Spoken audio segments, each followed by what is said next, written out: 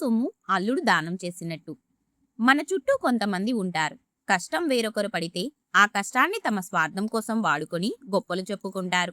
సరిగ్గా ఇలాంటి మనుషుల మనస్తత్వాన్ని ఎండగట్టడానికి మన పెద్దలు చెప్పిన ఒక పాపులర్ సామెత అత్త సొమ్ము అల్లుడు దానం చేసినట్టు.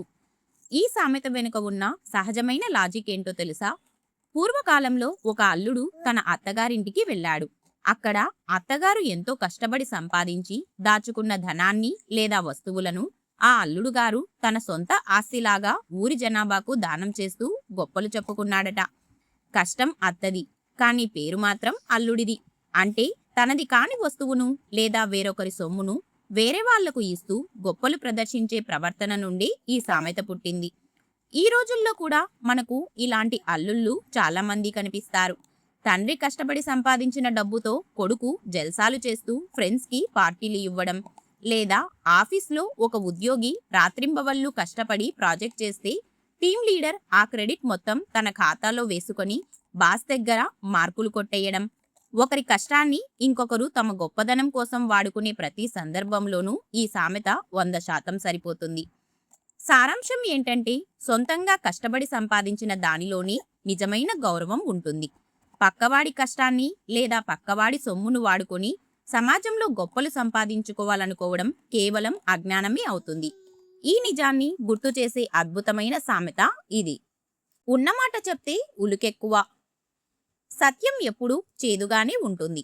కానీ ఆ సత్యాన్ని ఎదుర్కొనే ధైర్యం లేని వాళ్ళు అది వినగానే విపరీతంగా రియాక్ట్ అవుతారు. తప్పు చేసిన వాళ్ళ మనస్తత్వాన్ని ఒక్క ముక్కలో తేల్చి చెప్పడానికి మన పెద్దలు వాడిన పవర్ఫుల్ సామెత ఉన్నమాట చెప్తే ఉలుకెక్కువ.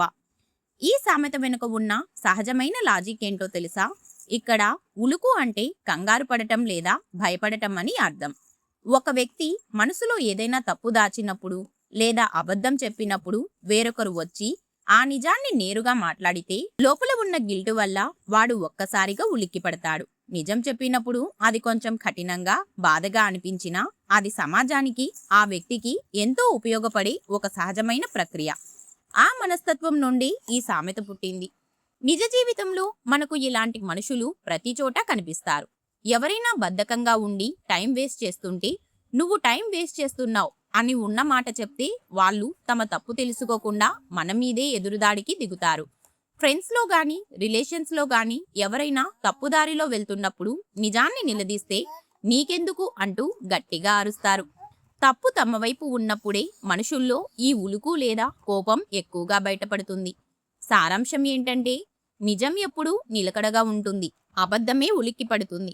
ఒకరు ఉన్నమాట అన్నప్పుడు కోపపడటం మానేసి మనల్ని మనం మార్చుకుంటేనే జీవితంలో ఎదుగుతాం. ఈ నిజాన్ని గుర్తు చేసే అద్భుతమైన సామెత ఇది. ఎద్దుపుండు కాకికి ముద్దు. సమాజంలో స్వార్థం ఏ స్థాయికి దిగజారిపోతుందో చెప్పడానికి మన పెద్దలు వాడిన అత్యంత పవర్ఫుల్ సామెత ఎద్దుపుండు కాకికి ముద్దు.